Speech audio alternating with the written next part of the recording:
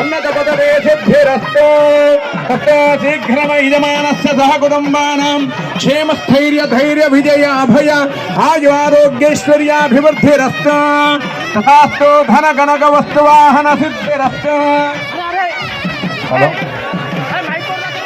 ఇప్పుడే వేద ఆశీర్వాదం తీసుకొని వేదిక దగ్గరికి వచ్చేస్తున్న ఎమ్మెల్యే గణేష్ గారికి స్వాగతం సుస్వాగతం.